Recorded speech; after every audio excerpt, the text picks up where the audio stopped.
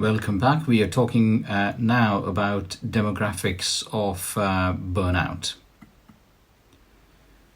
Now, there are specific measures that could be considered with regards to demographics, and they can be split into age, whether the person is employed, i.e. has a job, or has a private practice or a business. The burnout can differ based on the gender of the employee or the person, if you like. Years of experience has a significant amount of bearing on the incidence of burnout. Marital status, or whether they are in a stable partnering relationship, also appears to have some bearing on demographics of burnout. So to consider the age, it's quite important to notice, and this is pertaining to the literature that is available on physicians. Unfortunately, that is the only group at this point in time which is being studied in greater detail, but quite a few of the findings may be applicable to some of the other groups as well. And I'll allude on that when the specifics are required. So there's an incidence of about 35% as far as burnout is concerned if you look at physicians who were between 45 to 54 years of age.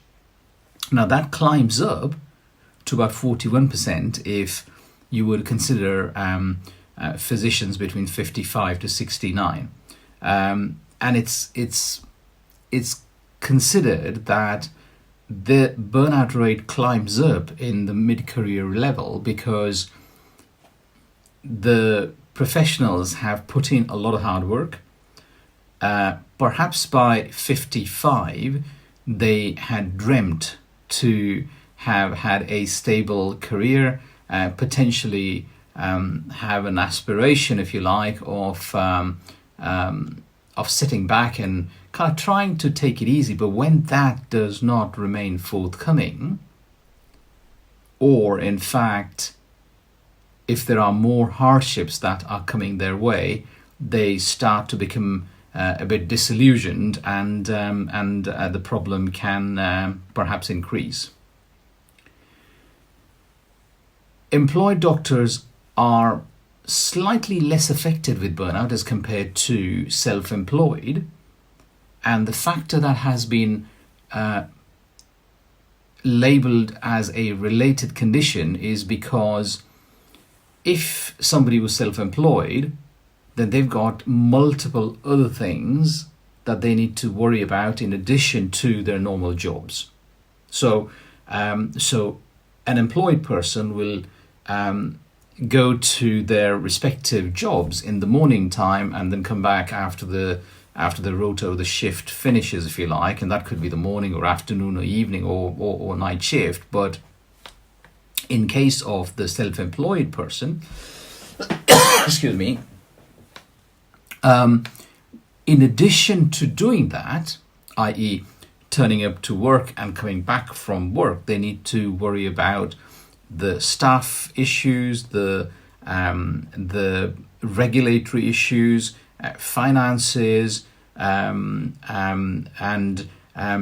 indemnity, private indemnity, kind of slight amount of uncertainty because the practice could be very high in the peaks, but at in the holiday period, it could be low down. So the stress levels can be slightly on the higher side. Gender. Now, women are more affected as compared to men, about 51% in the case of women as compared to 43% as compared to men physicians. There are multiple reasons for this, and some of the papers quote as one of the results being the gender pay gap, and women earn about 25% less as compared to men, and this was a study which coats these type of findings. There is a specialist pay gap of up to about 33%. Now, this could be partly, I'm not suggesting that this is the reason why women are more affected than men, but it's something that needs to be looked at.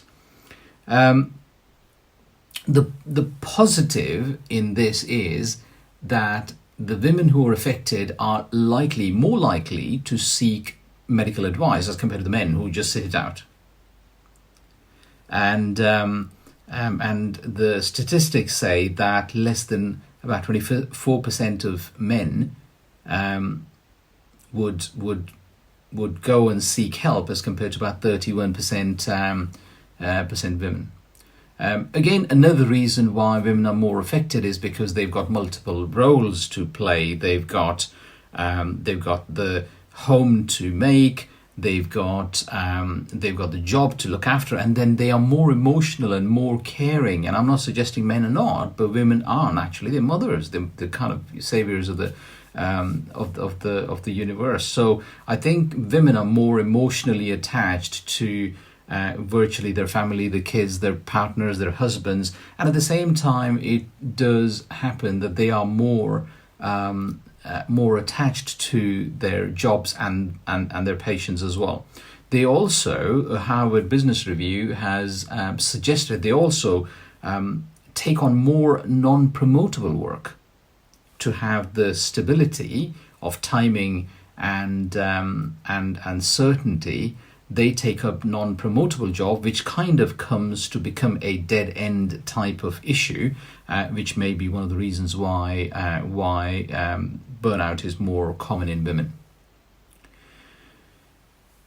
There are also increased women practitioners in specialties like obs-gynae, pediatric, family medicine, whereas the representation of women in the groups of orthopedics, urology or plastic surgery has not changed.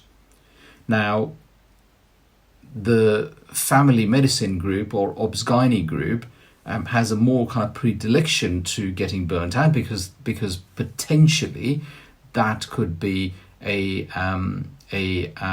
more busier specialty as compared to it is seen that specialty like orthopedics, the burnout rates are slightly on the lower side as compared to the other group. Now, the generation that you belong to makes a significant difference, and this is quite an interesting slide. Now, the three categories, the three generations we've discussed here are: the first one is the baby boomers, the second one is the Generation X, and the third one are the millennials. Now, for the baby boomers, about 50% of them are impacted as far as burnout is concerned on their activities of daily living and their life. About 46% of Generation X are affected with burnout, and about 36% of millennials are. Now, that could have some age-related barriers as well, but this is basically one of the suggestions from the Medscape review article. As far as happiness or unhappiness is concerned, we can go on for hours together with regards to what happiness or unhappiness is, but the millennials are 27% likely to quote that they're unhappy as compared to 33% for Generation X and about 32% for the baby boomers. Millennials say they are depressed. The incidence is 15%. Generation X, 18% are depressed, and the baby boomers about 16%. Excuse me. The suicide rate. The millennials and baby boomers, they don't like to seek help.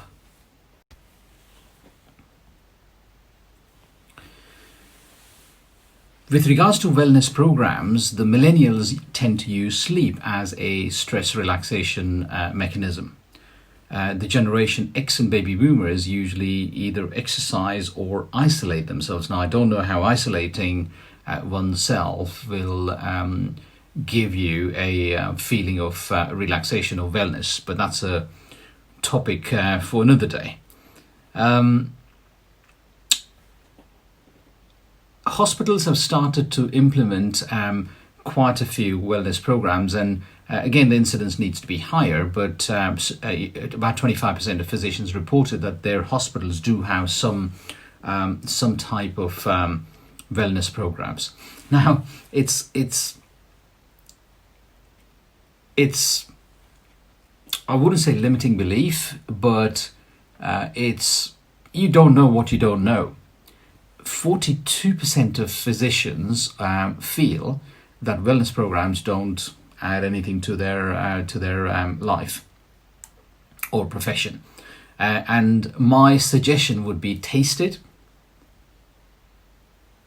See if it was to be useful, because if you've not given it a try, you don't know exactly whether it is going to work or it is not. So I think trying, and then perhaps, yes, if it doesn't work, give it up. That's a different story. But try, because that's the most important thing. If you don't try, you've kind of just not looked at that particular modality. Now, suicide, one of the most ghastliest of the complications of burnout, and that's one of the major reasons why there has been significant attention towards burnout. In a survey by Medscape, about 23% of men, physicians, have thought about committing suicide. Now, that's staggering, isn't it? That is unacceptable. So if there is anything that needs to be done, that should be done. There's 22% of women who think about suicide. Now, out of these, there's about 1 to 2% have attempted suicide. Okay, and the stats which we've kind of alluded to in the past is about 300 to 400 doctors are killing themselves on a yearly basis in the US.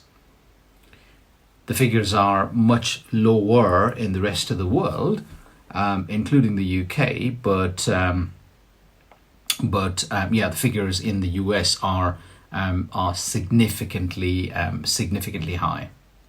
Now, demographics with regards to subspecialty, there are the unhappy specialties and the happy specialties, if that's one way to put the incidence of burnout.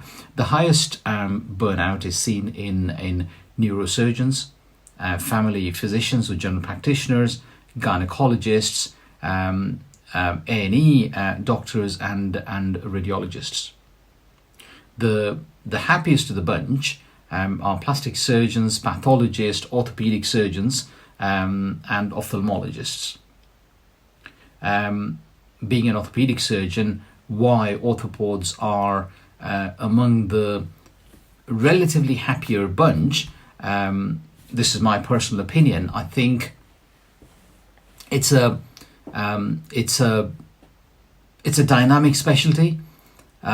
Certainly I'm going to represent my specialty well, but it's a dynamic specialty. I think there are people who are, at least from the circle that I know, there are people who do have multiple wellness routines, and I think, and that could be completely biased because I know my specialty is that there are, from my acquaintance, I think people do have either exercise regime or meditation or mindfulness, and there are multiple things that you can do to try and prevent burnout. So certainly we'll talk about that in the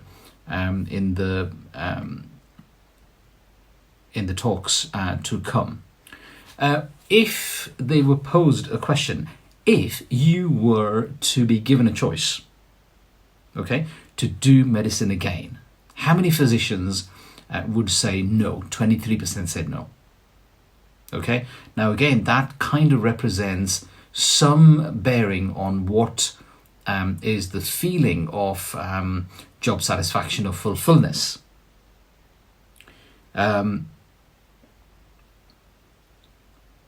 If the specialties who were asked a question about whether you will take on the same job, the likelihood of orthopedic surgeons or ophthalmologists or dermatologists to say yes was higher, whereas the internal medicine or the family physicians, there was about 66 to 70% likelihood that they are going to say no, and that kind of just represents that they are the more unhappier lot.